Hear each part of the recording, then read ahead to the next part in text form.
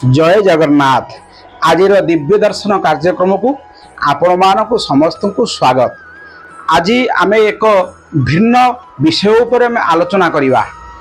अनेक लोक प्रवचन दे सारा पर मते पचारती जे आमे पूजा करुछु, आमे ठाकुर घरे घंटा घंटा धरी स्तुति करुछु, प्रार्थना करुछु, सबकिछि करुछु, किंतु केजानी कहीं आम मानक उपरे ये ऐश्वर्य कृपा होना कहीं समस्त मन भितर प्रश्नटी थाए।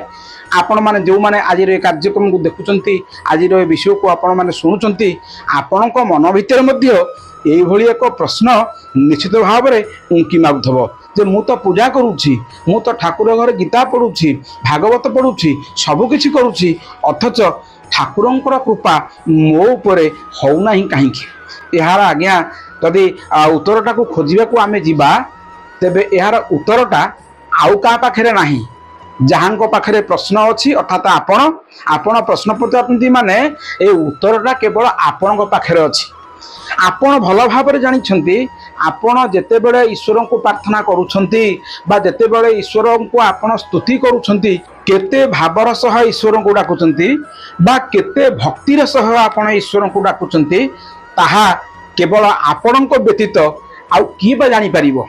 तेणु आपण जदि मन भितर ऐकांतिक निष्ठा सह एकांत भक्ति सह ईश्वर को प्रार्थना करुथिबे ना, ईश्वर को डाकुथिबे ना, तेबे ईश्वरंकर कृपा निश्चित भाव में आपण को ऊपर बरसी जीवो। सन्यासी बहु जगह देखिछि ठाकुर घरे ठाकुर पूजा होउथबो, आपण माने ठाकुर घरे ठाकुर पूजा करुथबे, इयाडे ठाकुर को फूल दउथबे, इयाडे निज स्त्री की पचारुथबे अच्छा खबर कागज वाला खबर कागज देलानी कि, इयाडे ठाकुर को चंदन दउथबे, सियाडे पचारुथबे क्षीर वाला आसी क्षीर देलानी कि, इयाडे ठाकुर को स्तुति करुथबे, इयाडे टिके डाहाण को टिके अनौथबे किंबा बाँ को अनौथबे जे आपणकर बंधु आसिकिना घरे पहुँचले कि।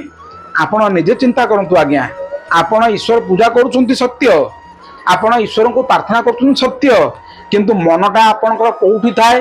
आ अधिकांश लोक मान तो मुझे देखी ठाकुर घरे पूजा करुथबे आ सेदिन जदि क्रिकेट खेल थबो, सेदिन जदि क्रिकेट खेल थब पचार पुओ को, पुओ बस क्रिकेट देखुथब, बापा बस ठाकुर घरे ठाकुर पूजा करुच्ची तो बाप पचार पुओ को, इे धूप दौथब, इे पचार पुओ केते विकेट गलानी, पुओ केते रन गलानी, पुओ कहार केते स्कोर गलानी।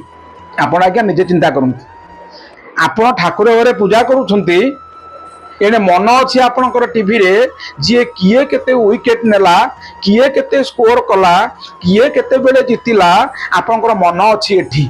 आपण ठाकुर घरे अछंती, इयाडे मन अच्छी खबर कागज वाला खबर कागज आसी देलान कि नहीं स्त्री को पचारुचंती। जदि यही भली भाव रे आमे ईश्वर को गोटिए दिन कौन गोटिए वर्ष कौन जदि 100 वर्ष पर्यंत आमे ईश्वर को डाकू तेबे निश्चित भाव रे ईश्वर कृपा आज्ञा केबे हेले हब नाही।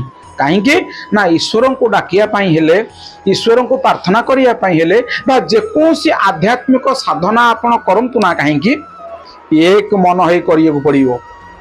सेति आम श्रीमद भागवत रे भक्त कवि जगन्नाथ दास अति सुंदर भाव रे कहिले, कौन कहिले ना तुझे बे एक भावे भजू ए घोर संसार तरीबू। प्रथम पद कौन कहगला ना तू जेबे एक भाव रे भजन करू। यार आज्ञा विभिन्न प्रकार अर्थ थाई पारे। मु आज जगन्नाथ को डाकुची, काली मोर इच्छा है मु हनुमान को डाकी, ता परदन इच्छा नाई नाई जगन्नाथ भल नुह कि हनुमान भी भल नुह, सी भल कृपा करूना कि वर दौना, तापर मु श्रीराम को डाकिबी। एमती हेले आपणकर विश्वासटा कौन है ना बहुधा विभक्त हो गला। आपण आज जदि जगन्नाथंकर भक्त तेबे से जगन्नाथ को ही केवल डाकंतु। जदि श्रीराम पाखे आप शरण पशिचंती तेबे केवल श्रीराम को ही डाकंतु। आ जदि हनुमान आराधना करुछंती तेबे केवल से हनुमान को आराधना करंतु। भागवत परा कहले तुझे बे एक भावे बजू, एक ठाकुर को यदि आप डाकिबे तार कृपा आपन को मिलिबो। आ द्वितीय अर्थ कौन ना जेते बेले ठाकुर को आम डाकिचे एक मन नहीं किना, अर्थात ठाकुर घरे आम पशिचे बसीचे माने आम जगन्नाथ को पूजा करुचे ताले मनटा को आम सेठी दबा, आम आउ संसार को संसार रे मनटू आम दबा नहीं, केवल से ठाकुर पाखे मन दबा। यही कमटा जदि आम करवा यही प्रकार जदि आम ईश्वर को प्रार्थना करवा तेबे निश्चित भाव ଈଶ୍ୱରଙ୍କର କୃପା ନିଶ୍ଚିତ ଭାବରେ ଈଶ୍ୱରଙ୍କର ଆଶୀର୍ବାଦ କରୁଣା ଆମ ଉପରେ ବରସିଯିବ ବା ସିଏ ଆମକୁ କୃପା କରିବେ। ଆଉ ଆମେ ଯଦି କେବଳ ଲୋକ ଦେଖାଣିଆ ଭାବରେ ଠାକୁରଙ୍କ ପୂଜା କରୁଥିବା, ଇଆଡ଼େ ମୋତେ ଲୋକ ଧାର୍ମିକ ବୋଲି କୁହନ୍ତୁ ବା ମୋତେ ଲୋକ ଆଧ୍ୟାତ୍ମିକ ବ୍ୟକ୍ତିତ୍ୱ ବୋଲି କହନ୍ତୁ, ଏହା ଜଣେଇ ହେବା ପାଇଁ ଯଦି ଆମେ ଈଶ୍ୱରଙ୍କର ପୂଜା କରୁଥିବା, ଈଶ୍ୱର ବି ଭାରି ଚାଲାକ ନା। ଆପଣ ତ ଛୋଟିଆ ଜୀବ ହେଇକି ଆପଣଙ୍କ ମନ ଆପଣ ଏତେ ଚାଲାକ ହେଇପାରୁଛନ୍ତି। ଈଶ୍ୱର କହିବେ ରହରେ ବେଟା, ଆରେ ମୋତେ ସିନା ମୋ ଆଡ଼କୁ ସିନା ମୁହଁଟା କରିଛି, ମନ ରଖିଛି କୋଉଠି ନା ସଂସାର ଆଡ଼େ। ତେଣୁ ଆମକୁ ଓଲଟେଇବାକୁ ପଡ଼ିବ, ଆମକୁ ମନଟାକୁ ରଖିବାକୁ ପଡ଼ିବ ଈଶ୍ୱରଙ୍କ ଠେଇଁ ମୁହଁ ରହୁ ସଂସାରରେ। କିନ୍ତୁ ଆମେ ଯେତେବେଳେ ମୁହଁଟାକୁ କରୁ ଈଶ୍ୱରଙ୍କ ପାଖରେ, ମନଟାକୁ ଦେଉ ସଂସାରରେ, ସେତେବେଳେ କୋଉଠୁ ଆମେ ଈଶ୍ୱରଙ୍କ କୃପା ପାଇବା? ତେଣୁ ଆଜିଠୁ ଆମେ ସାଧନା କରିବା। ହେ ଭକ୍ତ ବନ୍ଧୁ, ହେ ସାଧକ ବନ୍ଧୁ, ଆମେମାନେ ଯେତେବେଳେ ବା ଆପଣମାନେ ଯେତେବେଳେ ଐଶ୍ୱରିକ ପୂଜାରେ ନିମଗ୍ନ ହେଉଛନ୍ତି, ତାହା ଯଜ୍ଞ ହେଉ, ତାହା ଠାକୁର ଘରେ ଠାକୁର ପୂଜା କରିବା ହେଉ ବା ଯେକୌଣସି ଆଧ୍ୟାତ୍ମିକ କାର୍ଯ୍ୟକ୍ରମରେ ଯେତେବେଳେ ଆପଣଙ୍କର ମନଟି ଦେଉଛନ୍ତି, ସେତେବେଳେ ଆମମାନଙ୍କର ସର୍ବାଦୁ କର୍ତ୍ତବ୍ୟ ହେଉଛି ଏଇଆ, ଆମେ କେବଳ ମନଟାକୁ ଦେବା ଭଗବାନଙ୍କ ପାଖରେ ବା ଈଶ୍ୱରଙ୍କ ଚରଣାର ବିନ୍ଦୁରେ ମନଟାକୁ ଦେବା। ସଂସାରରେ ପଛେ ମୁହଁ ରହୁ, ଯେତେବେଳେ ପର୍ଯ୍ୟନ୍ତ ଭଗବାନଙ୍କ ଠାରେ ମନଟି ଆମର ନ ଲାଗିଥିବ ନା, ସେତେବେଳ ପର୍ଯ୍ୟନ୍ତ କୃପା ହେବେ ନାହିଁ। ଭଗବାନଙ୍କର ଅନ୍ୟ ନାଁ କ'ଣ ନା ସେ ହେଉଛନ୍ତି ଅନ୍ତରଜାମୀ। ଅନ୍ତରର କଥାକୁ ଜାଣନ୍ତି ବୋଲିକି ତାଙ୍କ ନାଁ ହେଲା ଅନ୍ତର୍ଜାମୀ। ସେ ଆମର ଭାବକୁ ଜାଣନ୍ତି ବୋଲି ତାଙ୍କ ନାଁ ହେଲା ଭାବଗ୍ରାହୀ। ଆମେ ପୂଜା କରିବା ସମୟରେ ମନଟାକୁ ଆମେ କେଉଁଠି ରଖିଛେ? ସଂସାରରେ ରଖିଛେ ନା ଈଶ୍ୱରଙ୍କ ପାଖରେ ରଖିଛେ?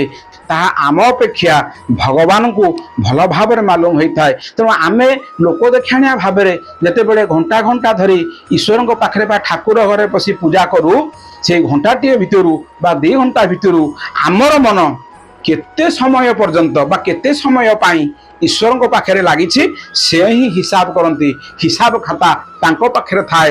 ଆଉ ଆମେ କହୁ ମୁଁ ଘଣ୍ଟାଏ କାଳ ପୂଜା କଲି କାହିଁ ଫଳ ମିଳିଲା ନାହିଁ, ସେମିତି ଆଜ୍ଞା ହେବ ନାହିଁ। ଆମର ମନ କେତେ ସମୟ ପାଇଁ ଈଶ୍ୱରଙ୍କ ପାଖରେ ଲାଗିଛି। ତେଣୁ ସୁତରାଂ ଆପଣମାନଙ୍କୁ ସମସ୍ତଙ୍କୁ ଅନୁରୋଧ, ଆପଣ ଆଜିଠାରୁ ଯେତେବେଳେ ଠାକୁର ଘରେ ବସି ପୂଜା କରୁଛନ୍ତି, ମନ୍ଦିରରେ ବସି ପୂଜା କରୁଛନ୍ତି ବା କୌଣସି ଦେବାଳୟକୁ ଯାଉଛନ୍ତି, ମନ ଭିତରେ ଯଦି କିଛି ସାଂସାରିକ ଚିନ୍ତା ଥାଏ, ସାଂସାରିକ ଭାବନା ଥାଏ, ତେବେ ମନ ଭିତରେ ଥିବା ସମସ୍ତ ପ୍ରକାର ସାଂସାରିକ ଭାବନାକୁ, ପାରିବାରିକ ଭାବନାକୁ, ସମସ୍ତ ପ୍ରକାର ଦୁଶ୍ଚିନ୍ତାକୁ, ସମସ୍ତ ପ୍ରକାର ଚିନ୍ତାକୁ ମନ ଭିତରୁ କାଢ଼ି ଦିଅନ୍ତୁ ନା।